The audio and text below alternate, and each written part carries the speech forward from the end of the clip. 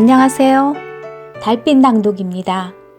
오늘은 김동희님의 배따라기를 낭독하겠습니다. 남은 시간도 행복하세요. 구독과 좋아요로 관심을 표현해주세요. 배따라기를 설명하자면 평안도 지방의 민요 가운데 한 곡으로 배따라기와 잦은 배따라기는 짝을 이루는데 그 곡조가 처량하기 그지없습니다. 배따라기는 배떠나기의 음변입니다. 이 배따라기는 해안 지방마다 있었던 듯 하지만 지금은 평안도의 배따라기만 널리 알려져 있습니다. 그럼 김동인 작가의 배따라기를 낭독하겠습니다.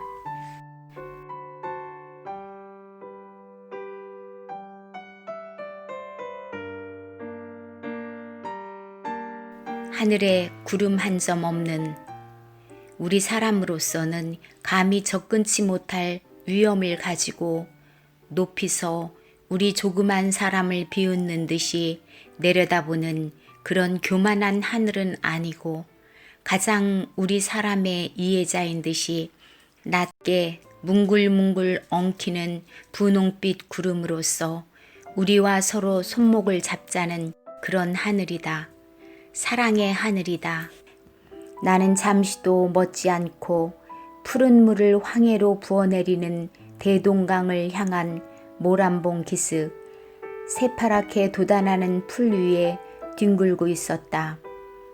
이날은 3월 3일 대동강에 첫 배놀이 하는 날이다.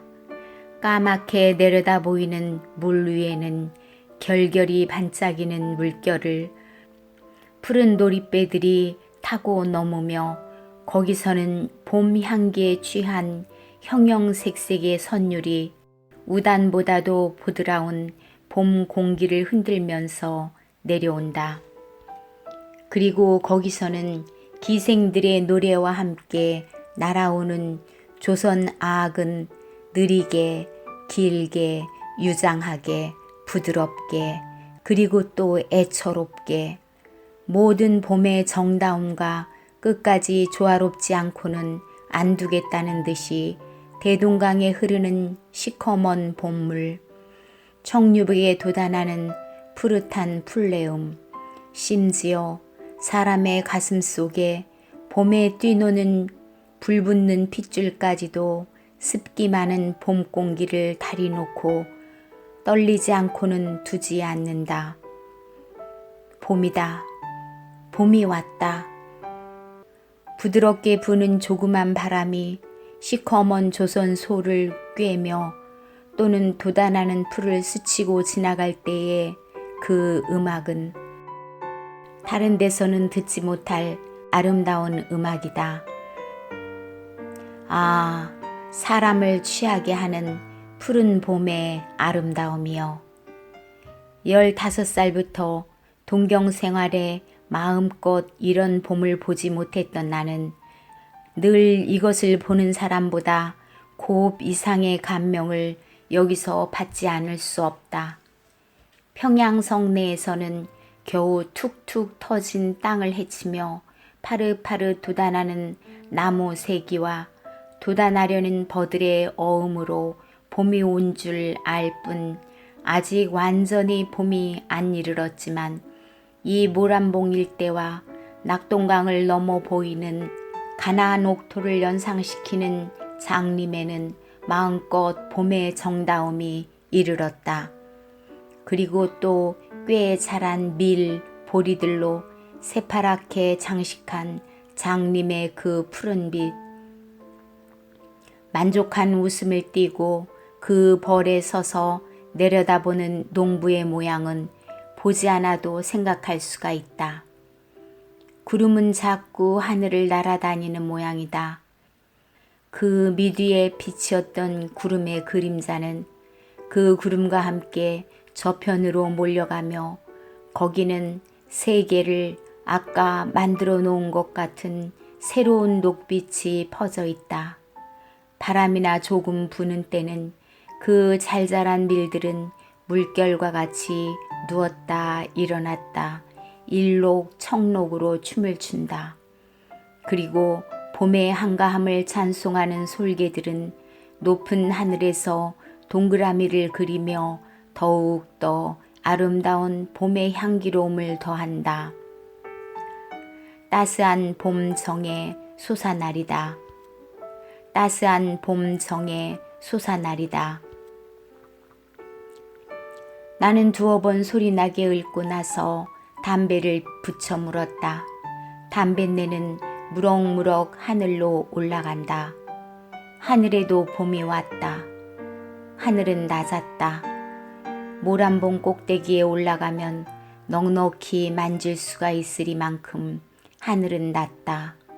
그리고 그 낮은 하늘보다는 오히려 더 높이 있는 듯한 분홍빛 구름은 뭉글뭉글 얽히면서 이리저리 날아다닌다.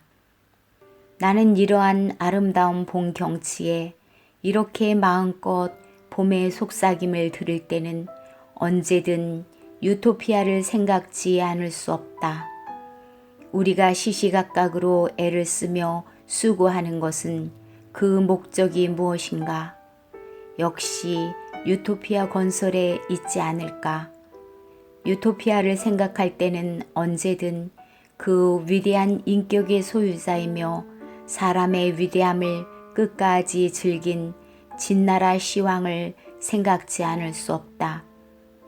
우리가 어찌하면 죽지를 아니할까 하여 동남 삼백을 배에 태워 불사약을 얻으러 떠나보내며 예술과 사치를 다하여 아방궁을 지으며 매일 신하 몇천 명과 잔치로서 즐기며 이리하여 여기 한 유토피아를 세우려던 시황은 몇만의 역사가가 어떻다고 욕을 하든 그는 참말로 참말의 향락자며 역사 이후에 제일 큰 위인이라고 할 수가 있다.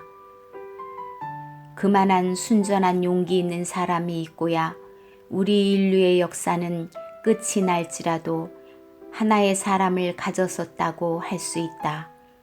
큰 사람이 됐다 하면서 나는 머리를 들었다. 이때 기자묘 근처에서 이상한 슬픈 소리가 들리면서 봄 공기를 진동시켜 날아오는 것을 들었다. 나는 무심중 귀를 기울였다. 영유 뱃다락이다. 그것도 웬만한 광대나 기생은 발꿈치에도 미치지 못할 만큼 그만큼 그 뱃다락이의 주인은 잘 부르는 사람이었다. 비나이다 비나이다 산천후토 1월 성신 하느님전 비나이다. 신랄 같은 우리 목숨 살려달라 비나이다. 애야 어그여지여. 여기까지 이르렀을 때에 저편 아래 물에서 장구소리와 함께 기생의 노래가 울리어 오며 뱃다라기는 그만 안 들리게 되었다. 나는 2년 전 한여름을 영유에서 지내본 일이 있다. 뱃다라기의 본고장인 영유를 몇 달 있어본 사람은 그 뱃다라기에 대하여 언제든 한 속절없는 애처로움을 깨달을 터이다. 영유. 이름은 모르지만 X산에 올라가서 내다보면 아픈 망망한 황해인이 거기 저녁 때의 경치를 한번 본 사람은 영구히 잊을 수가 없으리라. 불덩어리 같은 시뻘건 해가 남실남실 넘치는 바다에 도로 빠질 듯 도로 솟아오를 듯 춤을 추며 때때로 보이지 않는 배에서 뱃다라기만 슬프게 날아오는 것을 들을 때면 눈물 많은 나는 때때로 눈물을 흘렸다. 이로 보아서 어떤 원의 아내가 자기의 모든 영화를 밝은 신과 같이 내던지고 뱃사람과 정처 없는 물길을 떠났다 함도 믿지 못할 말이랄 수가 없다. 영유소 돌아온 뒤에도 그 뱃다라기는 내 마음에 깊이 새겨져서 잊을래야 잊을 수가 없었고, 노래를 한 번 더 들어보고 그 경치를 다시 한번 보고 싶은 생각이 늘 떠나지를 않았다. 장구 소리와 기생의 노래는 멎고 뱃다라기만 슬프게 날아온다. 걸걸, 몹시 염치 없이 걸근거리는 모양. 리 부는 바람으로 말미암아 때때로는 들을 수가 없으되 나의 기억과 곡조를 종합하여 들은 뱃다라기는 여기이다. 강변에 나왔다가 나를 보더니만 혼비백산하여 꿈인지 생시인지 와르륵 달려들어 섬섬 옥수로 부여잡고 호천망극하는 말이 하늘로서 떨어지며 땅으로 솟아났다. 바람결에 묻어오고 구름길에 쌓여왔다. 이리저리 붙들고 울음 울째 일리 제인이며 일가 친척이며 모두 모여. 여기까지 들은 나는 마침내 참지 못하고 벌떡 일어서서 소나무 가지에 걸었던 모자를 내려쓰고 그곳을 찾으려 모란봉 꼭대기에 올라섰다. 꼭대기는 좀 더 노랫소리가 잘 들린다. 그는 뱃다라기의 맨 마지막 여기를 부른다. 밥을 빌어서 죽을 쏠지라도 제발 덕분에 천놈 노릇은 하지 마라. 에야 어그여지여. 그의 소리로써 방향을 찾으려던 나는 그만 그 자리에 섰다. 어딘가 기자묘 혹은 을밀대. 그러나 나는 오래 서 있을 수가 없었다. 어떻든 찾아보자 하고 현무문으로 가서 문짝에 썩 나갔다. 기자묘의 깊은 솔밭은 눈앞에 쫙 펴진다. 어딘가? 나는 또 물어보았다. 이때 그는 또다시 뱃다라기를 첫 번부터 부른다. 그 소리는 왼편에서 온다. 왼편이구나 하면서 소리 나는 곳을 더듬어 소나무 틈으로 한참 돌다가 겨우 기자묘에 대고는 그중 하늘이 넓고 밝은 곳에 혼자서 뒹굴고 있는 그를 찾아내었다. 나의 생각한 바와 같은 얼굴이다. 얼굴, 코, 입, 눈, 몸집이 모두 네모나 그의 이마에 금은 주름살과 시커먼 눈썹은 고생 많이 함과 순진한 성품을 나타낸다. 그는 어떤 신사가 자기를 들여다보는 것을 보고 노래를 그치고 일어나 앉았다. 왜 그냥 하시지요? 하면서 나는 그의 곁에 가 앉았다. 뭐? 할 뿐 그는 눈을 들어서 터진 하늘을 쳐다본다. 좋은 눈이었다. 바다의 넓고 큼이 유감없이 그의 눈에 나타나 있다. 그는 뱃사람이다. 나는 짐작하였다. 고향이 영유요? 예, 뭐 영유서 나게는 했디만 한 20년 영유를 가보지도 않았시요. 왜 20년씩 고향에 안 가요? 사람의 일이라니 마음대로 됐댔까? 그는 왜 그러는지 한숨을 짓는다. 그저 운명이 제일 힘셉디다. 운명의 힘이 제일 세다는 그의 소리엔 사귀지 못할 원한과 뉘우침이 섞여 있다. 그래요? 나는 다만 그를 쳐다볼 뿐이었다. 한참 잠잠하니 있다가 나는 다시 말하였다. 자, 노형의 경험담이나 한번 들어봅시다. 감출 일이 아니면 한번 이야기해 보소. 뭐 감출 일은. 그럼 어디 한번 들어봅시다 그려. 그는 다시 하늘을 쳐다보았다. 그러나 좀 있다가 하디오 하면서 내가 담배를 붙이는 것을 보고 자기가 담배를 붙여 물고 이야기를 꺼낸다. 19년 전 8월 열 하룻날 일인데요. 하면서 그가 이야기한 바는 대략 이와 같은 것이다. 그가 살고 있던 마을은 영유고을서 한 20리 떠나 있는 바다를 향한 조그만 동리이다. 그에 살던 그 조그만 마을 30집쯤 되는 내서 그는 꽤 유명한 사람이었다. 그의 부모는 모두 10살 났을 때 없었고 남은 친척이라고는 곁집에 딴살림하는 그의 아우 부처와 자기 부처뿐이었다. 그들 형제가 그 마을에서 제일 부자이고 또 제일 고기잡이를 잘하였고 배따라기도 그 마을에선 빼어나게 그 형제가 잘하였다. 말하자면 그 형제가 그 동리의 대표적 사람이었다. 8월 보름은 추석 명절이다. 8월 열 하룻날 그는 명절에 쓸 장도 볼 겸 그의 아내가 늘 부러워하는 거울도 하나 사올 겸 장으로 향하였다. 당신네 집에 있는 곳보다 큰 것이요. 늦지 말구려. 그의 아내는 길까지 따라 나오면서 잊지 않도록 부탁하였다.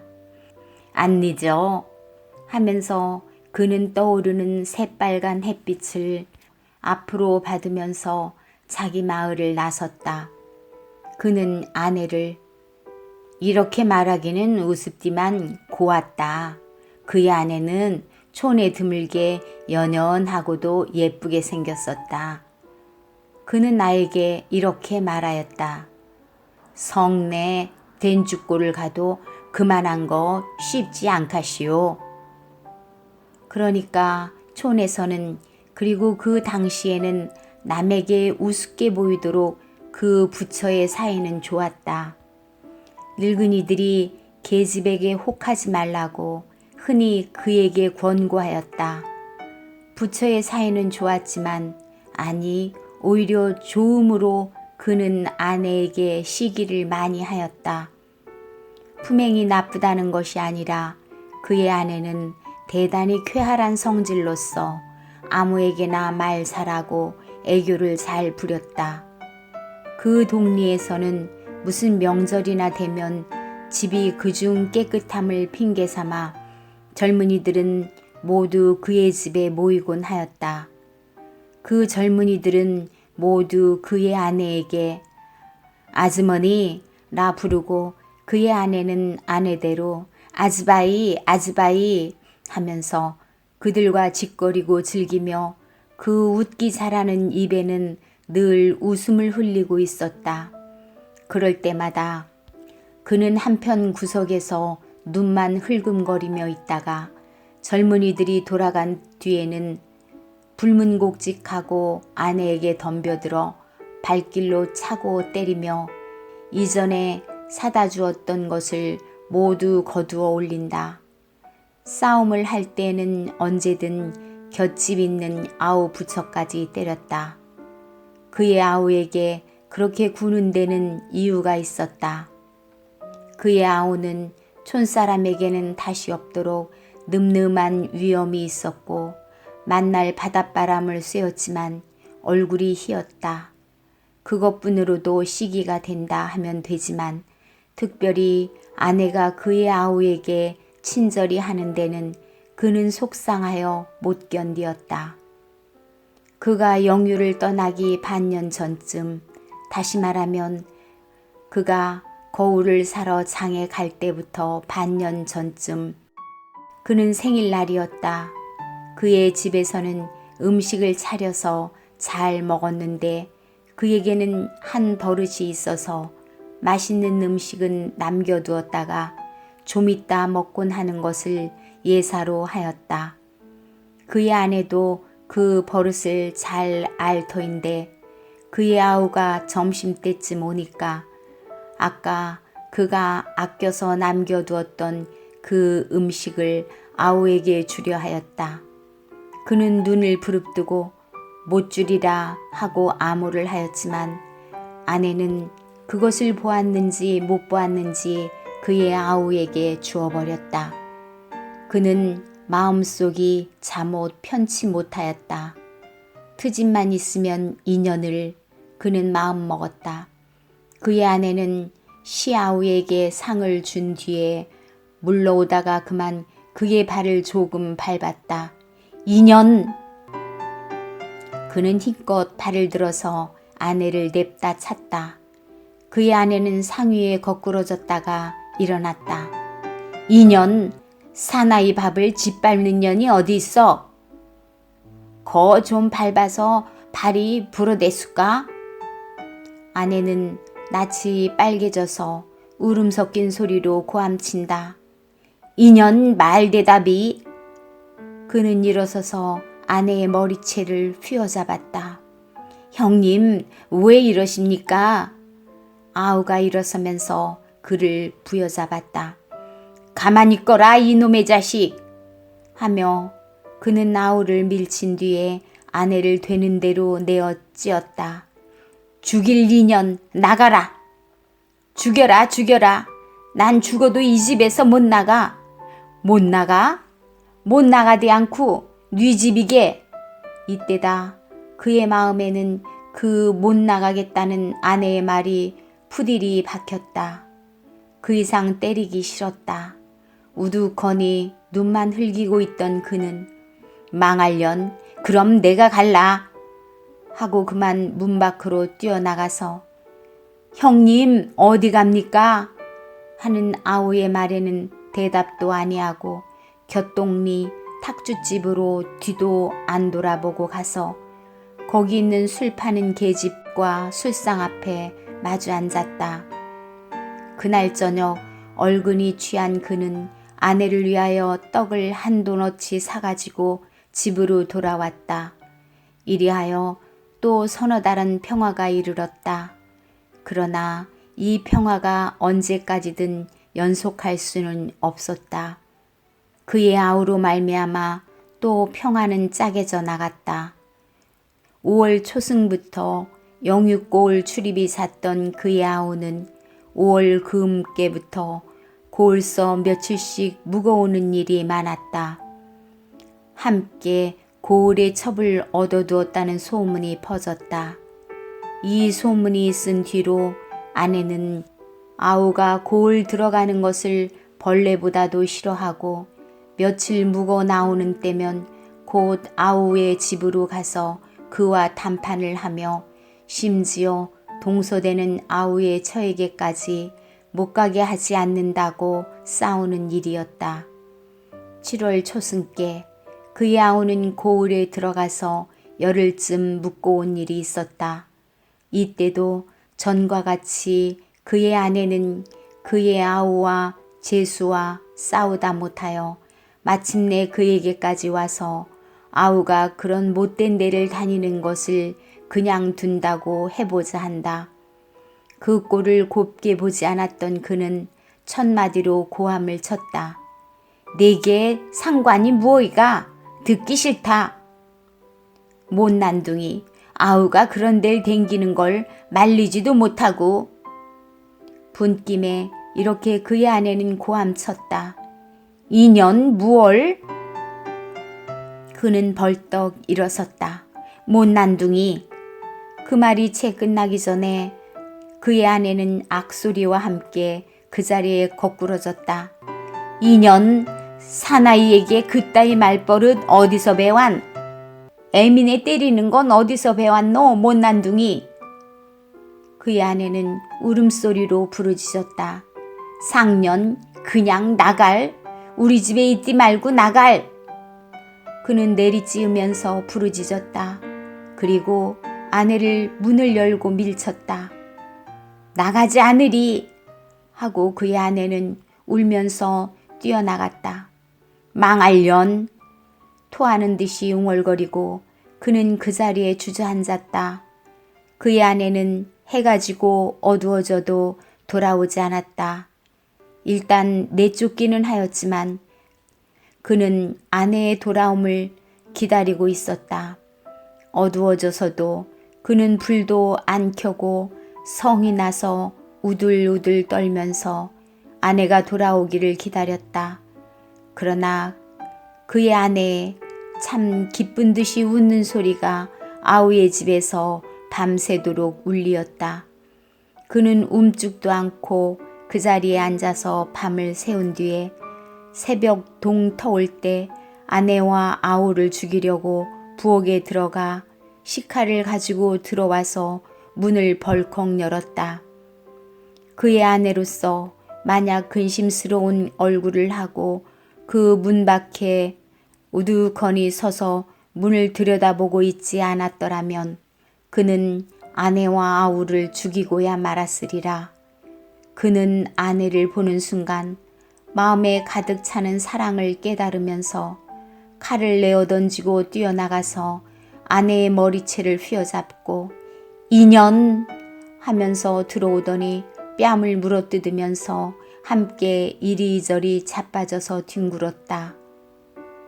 그런 이야기를 하려면 끝이 없으되 다만 그의 아내, 그의 아우, 세 사람의 삼각관계는 대략 이와 같았다. 각설. 거울은 마침 장의 마음에 맞는 것이 있었다. 지금 것과 대보면 어떤 때는 코도 크게 보이고 입이 작게도 보이는 것이지만 그 당시에는 그리고 그녀 촌에서는 둘도 없는 거울이었다. 거울을 사가지고 장을 본 뒤에 그는 이 거울을 아내에게 주면 그 기뻐할 모양을 생각하면서 새빨간 저녁 햇빛을 받은 넘치는 듯한 바다를 안고 자기 집으로 늘 들르던 탁주집에도 안 들르고 돌아왔다. 그러나 그가 그의 집 안방에 들어설 때에는 뜻도 안 하던 광경이 그의 눈앞에 벌어져 있었다. 방 가운데는 떡상이 있고 그의 아우는 수건이 벗어져서 목 뒤로 늘어지고 저고리 고름이 모두 풀어져서 한편 모퉁이에 서 있고 아내도 머리채가 모두 뒤로 늘어지고 치마가 배꼽 아래 늘어져 있으며 그의 아내와 아우는 그를 보고 어찌할 줄을 모르는 듯이 움죽도 안 하고 서 있었다. 세 사람은 한참 동안 어이없이 서 있었다. 그러나 좀 있다가 마침내 그의 아우가 겨우 말했다. 그놈의 쥐 어디 갔니? 흥, 쥐? 훌륭한 쥐 잡됐다. 그는 말을 끝내지 않고 짐을 벗어버리고 뛰어가서 아우의 멱살을 그어주었다. 형님, 정말 쥐가. 쥐? 이놈, 형수와 그런 쥐 잡는 놈이 어디 있니? 그는 아우의 따귀를 몇 번 때린 뒤에 등을 밀어서 문 밖에 집어던졌다. 그런 뒤에 이제 자기에게 이를 매를 생각하고 우들우들 떨면서 아랫목에 서 있는 아내에게 달려들었다. 이년 시아우와 그런 쥐를 잡는 년이 어디 있어? 그는 아내를 거꾸러뜨리고 함부로 내리찌었다. 정말 쥐가, 이 죽같다. 이년, 너도 쥐? 죽어라. 그의 팔다리는 함부로 아내의 몸 위에 오르내렸다. 아이 죽같다. 정말 아까 저근이가 왔게 떡 먹으라고 내놓았더니. 듣기 싫다. 시아오 붙은 년이 무슨 잔소리. 아우 정말이야요. 쥐가 한 마리 나. 그냥 쥐? 쥐 죽을래다. 쥐 죽을래다. 상년 죽얼 물에라도 빠대 두걸. 그는 실컷 때린 뒤에 아내도 아우와 같이 등을 밀어내어 쏘았다. 그 뒤에 그의 등에로 고기 배때기에 장사해라. 고 토하였다. 분풀이는 실컷 하였지만 그래도 마음속이 잠옷 편치 못하였다. 그는 아랫목으로 가서 바람벽을 의지하고 실신한 사람같이 우두커니 서서 벽 상만 들여다보고 있었다. 서편으로 바다를 향한 마을이라 다른 곳보다는 늦게 어둡지만 그래도 술시쯤 되어서는 깜깜하니 어두웠다. 그는 불을 켜려고 바람벽에서 떠나 성냥을 찾으려고 돌아갔다. 성냥은 늘 있던 자리에 있지 않았다. 그래서 여기저기 뒤적이노라니까 어떤 낡은 옷 뭉치를 들칠 때 쥐소리가 나면서 무엇이 후더덕 뛰어나온다. 그리하여 저편으로 기어이 도망친다. 역시 쥐됐다. 그는 조그만 소리로 부르짖었다.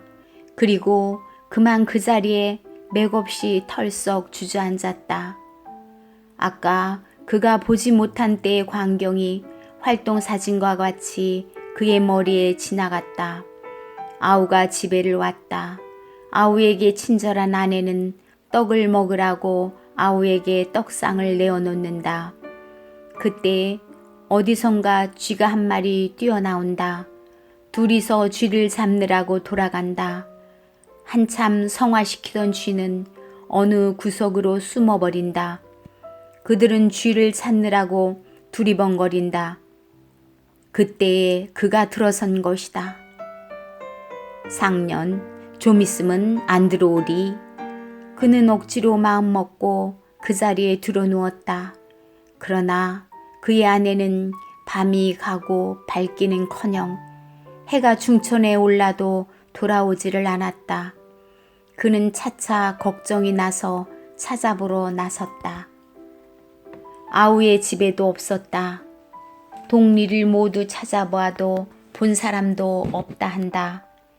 그리하여 낮쯤 한 30리 내려간 바닷가에서 겨우 아내를 찾기는 찾았지만 그 아내는 이전과 같은 생기로 찬 산 아내가 아니요 몸은 물에 불어서 곱이나 크게 되고 이전에 늘 웃음을 흘리던 예쁜 입에는 거품을 잔뜩 물은 죽은 아내였다. 그는 아내를 업고 집에 오기까지 정신이 없었다. 이튿날 간단하게 장사를 하였다. 뒤에 따라오는 아우의 얼굴에는 형님 이게 웬일이오니까 하는 듯한 원망이 있었다. 장사를 지낸 이튿날부터 아우는 그 조그만 마을에서 없어졌다. 하루 이틀은 심상히 지냈지만 닷새 엿새가 지나도 아우는 돌아오지 않았다. 그래서 알아보니까 꼭 그의 아우와 같이 생긴 사람이 5, 6일 전에 밑산자 보침을 하여 진 뒤에 새빨간 저녁해를 등으로 받고 더벅더벅 동편으로 가더라 한다. 그리하여 열흘이 지나고 20날이 지났지만 한 번 떠난 그의 아우는 돌아올 길이 없고 혼자 남은 아우의 아내는 만날 한숨으로 세월을 보내게 되었다. 그도 이것을 잠자코 보고 있을 수가 없었다. 그 불행의 모든 죄는 그에게 있었다. 그도 마침내 뱃사람이 되어 적으나마 아내를 삼킨 바다와 늘 접근하며 가는 곳마다 아우의 소식을 알아보려고 어떤 때는 어떤 배를 얻어 타고 물길을 나섰다. 그는 가는 곳마다 아우의 이름과 모양을 물었으되 아우의 소식은 알 수가 없었다.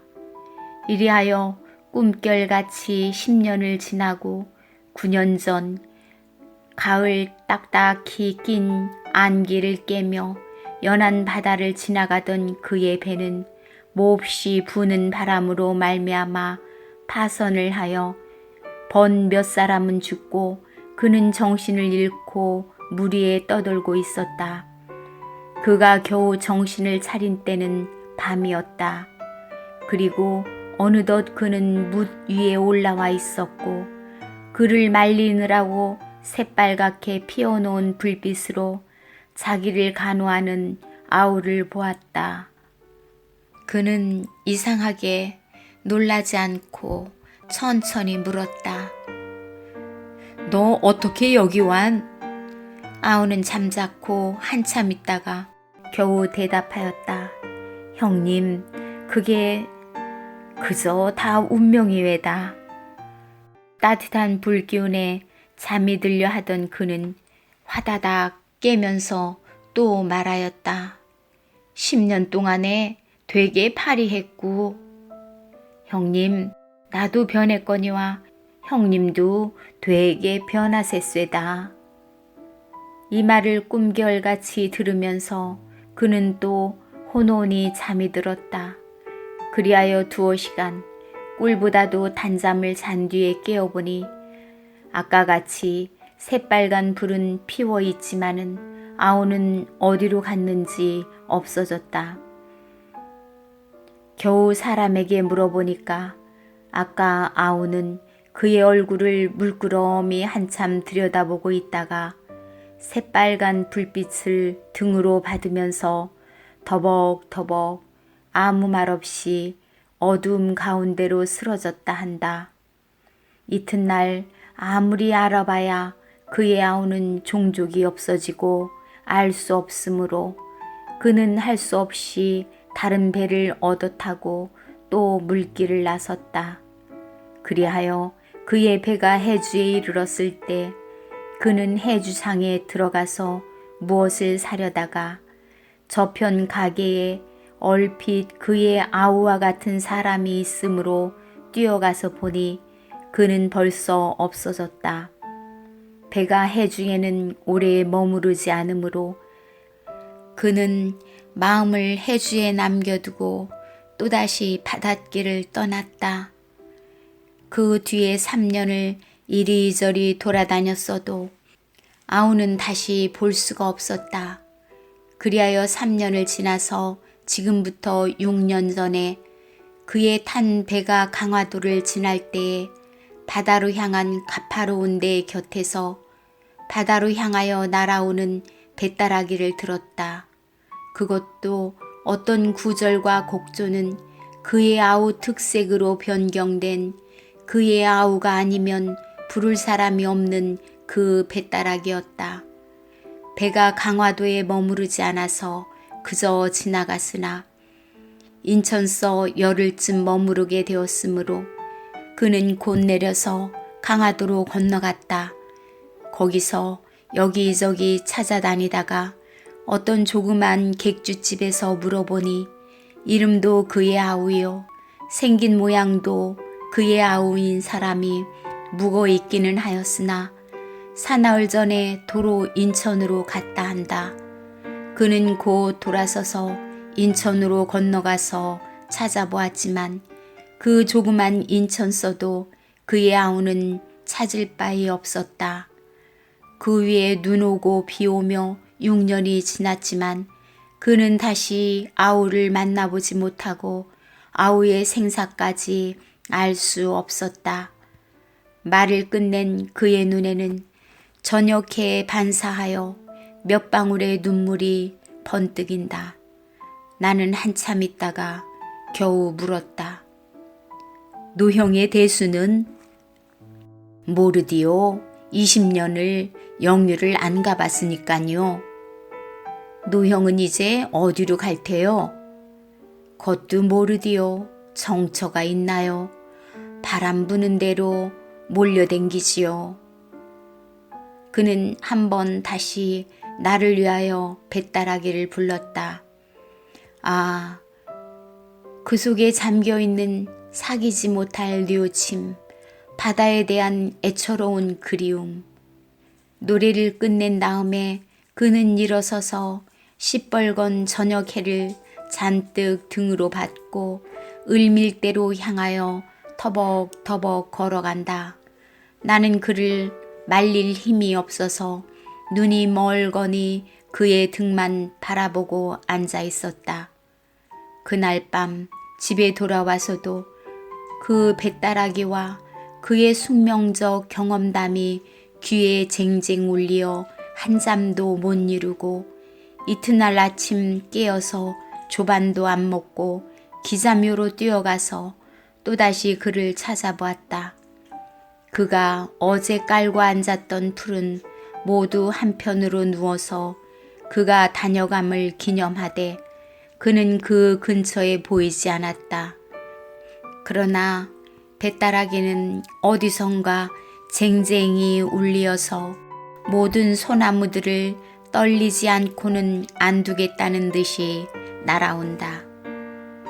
모란봉이다. 모란봉에 있다. 하고 나는 한숨에 모란봉으로 뛰어갔다. 모란봉에는 사람이 하나도 없다. 부병루에도 없다. 을밀대다. 하고 나는 다시 을밀대로 갔다. 을밀대에서 부병루로 연한 지옥까지 연한 듯한 구렁텅이에 물 한 방울도 안 새리라고 빽빽이 난 소나무에 그 모든 잎은 떨리는 뱃다라기를 부르고 있었지만 그는 여기에도 있지 않다. 기자묘의 하늘을 향하여 퍼져나간 그 모든 소나무의 천만의 잎도 그 아래쪽 퍼진 천만의 풀들도 모두 그 뱃다라기를 슬프게 부르고 있지만 그는 이 조그만 모란봉 일대에선 찾을 수가 없었다. 강가에 나가서 알아보니 그의 배는 오늘 새벽에 떠났다 한다. 그 위에 여름과 가을이 가고 1년이 지나서 다시 봄이 이르렀으되 잠깐 평양을 다녀간 그는 그 숙명적 경험과 슬픈 뱃다라기를 남겨둘 뿐 다시 조그만 모란봉엔 나타나지 않는다. 모란봉과 기자묘에 다시 봄이 이르러서 작년에 그가 깔고 앉아서 부러졌던 풀들도 다시 곱게 대가 나서 자줏빛 꽃이 피려하지만 끝없는 뉘우침을 다만 한낱 뱃다라기로 하소연하는 그는 이 조그만 모란봉과 기자묘에서 다시 볼 수가 없었다. 다만 그가 남기고 간 뱃다라기만 추억하는 듯이 기념하는 듯이 모든 잎잎이 속삭이고 있을 따름이다.